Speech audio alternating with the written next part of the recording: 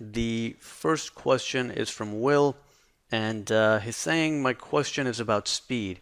It seems to take me very long to digest and process what the market is telling me. For example, I'll see something like a pretty big bullish disconnect and just sit there starry-eyed for a few good minutes, long enough for the market to leave without me. Then I'll be like, damn, that was so clear, I should have taken the trade. Can you talk about how I might be able to fix this issue with real-time quickness? I've been meditating daily, but for some reason I can't figure out how to be super quick when the market opens. So there are a couple of things in play here. One is that if this issue is only happening right off the open, then it may not be that big of a deal. But I'm assuming that's not the case. I'm assuming that the problem is persistent, throughout the day, that you're just a little bit too late to pulling the trigger. And there are a couple of ways to deal with this, but I think the root cause of the issue is not necessarily the speed of analyzing the market. I think the issue is not really trading for expectancy. Looking for just a little bit more information to confirm your view. And even though it may seem like it's a speed issue, I think it's probably more of a waiting for confirmation issue, where even though in real time you're saying, hey, I'm seeing these things and I think I should take the trade, in practice and in reality, you're still making up your mind on whether you should take the trade or not. And that usually happens because you're not really willing to put on a losing trade, right?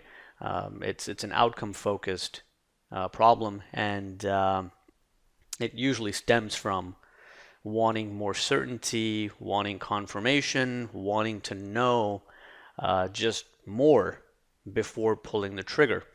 Now, in terms of how to deal with this, if it truly is a speed problem, which again, I don't think it is, then you don't have to take the trades that require that, immediate real-time market read. There are enough opportunities in the market where you can set up the trade and the order in advance before the market gets there. So you don't have to make that, split-second decision of, oh, do I take it or do I not? A good example of that is, yesterday when the market was selling off, you can see that the move starts, or the acceleration of the move really starts up here around 28.95 to 28.96. And then the market just kind of flushes down all the way into this 79 to 80 half support zone. Now, if you were waiting for the market to get there, and then you're going to assess the real-time situation, and then you're going to decide, do I buy or not, then of course you're going to miss the trade every single time, and there is no solution for that. But as the market's coming down, you have enough time to simply put a resting order at 80.5 and then let the market just get there and fill you, right? So this doesn't require you to make that real-time decision, but it does require you to trade for expectancy. It does require you to be okay with losing on the trade, with the understanding that the market is quite exhausted into an important area of support. This is a trade you can take with a 2.5 point stop, which means you don't really need a big bounce in the market to get 2-to-1 reward to risk. And if you are willing to scale out, if you're trading multiple lots, then you can actually de-risk with this pop from 80 half. You can see we go pretty quickly from 80 half back up to 83 half and 84, right? So if you're buying 80 half and you exit part of your position for 2.5 or 3 points, now you have no risk on the table. So there are enough of these opportunities where you can set up the order in advance.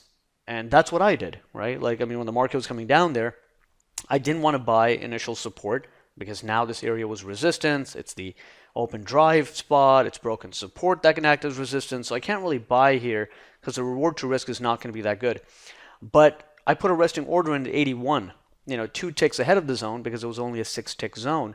And the market just went there and filled me, right? I didn't have to think about it. I didn't have to wait for the market to get there and then figure out, oh, do I do it? Do I not? If I had done that, I would not have gotten that trade. So I think there are plenty of opportunities in the market where you can set up the order a few minutes in advance of the market even getting there, especially with zone fades. You can see the market getting there. It's on its way, and you can have the order there. If the market gets there, you get filled, and if it doesn't get there, then fine, you don't get filled. That's part of trading.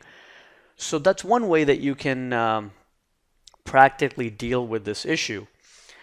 And aside from that, I think work on developing that expectancy-based mindset, because it's not usually a speed problem. Even though the market moves quickly at times, the S&P doesn't move so quickly that you can't get an order in.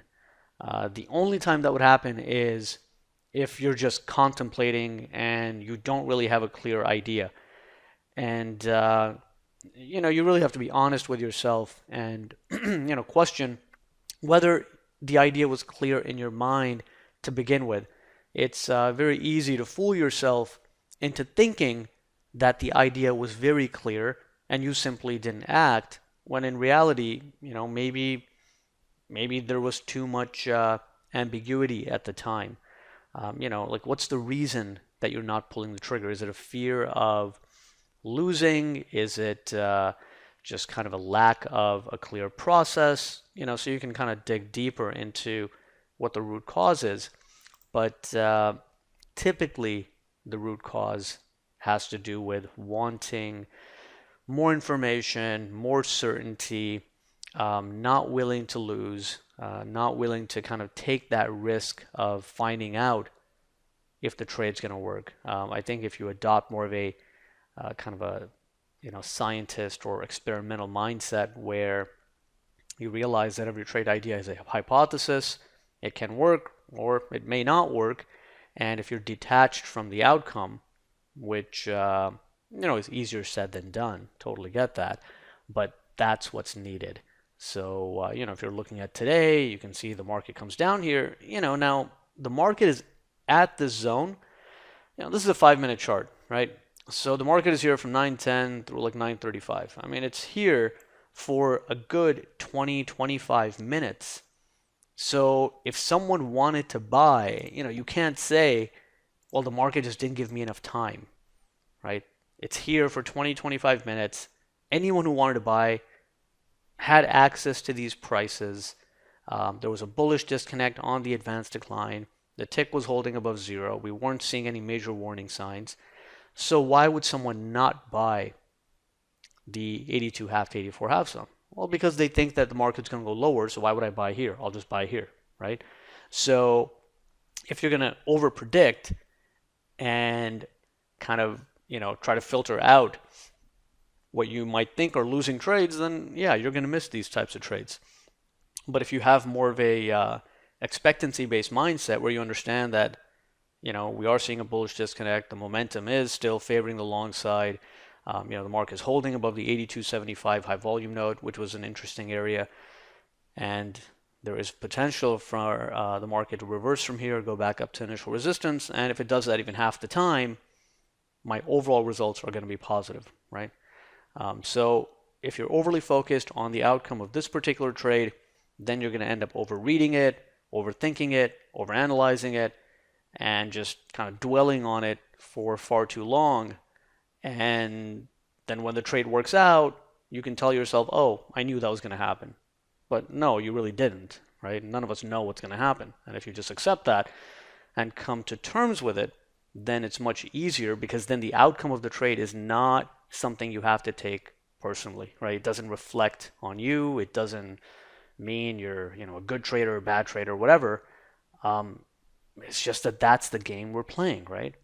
And as long as you accept that and are okay with it, then you can pull the trigger without putting so much weight and emotion and self-worth and everything else into the equation, and just pull the trigger, take the trade. Compare this with any other job. In most jobs, we're not assessed on an micro action by action basis, right? Like most jobs have a quarterly review or an annual review. It's not a daily review, right? So that's the challenge with trading, is that it's very easy to judge yourself on a minute by minute, hour by hour, trade by trade basis, and you have to move away from that. You have to be okay with taking losses and understand that as long as you're following process, it doesn't reflect poorly on you. It's just that that's the nature of the game. You can have everything lined up in your favor and the trade still might not work out. And the sooner you accept that and come to terms with it, the sooner you'll start pulling the trigger and taking the trades that you should be taking. So those are some ideas to kind of get you started. We could talk about this for hours, I think, but that's at least a good start, I think, to get you going in the right direction.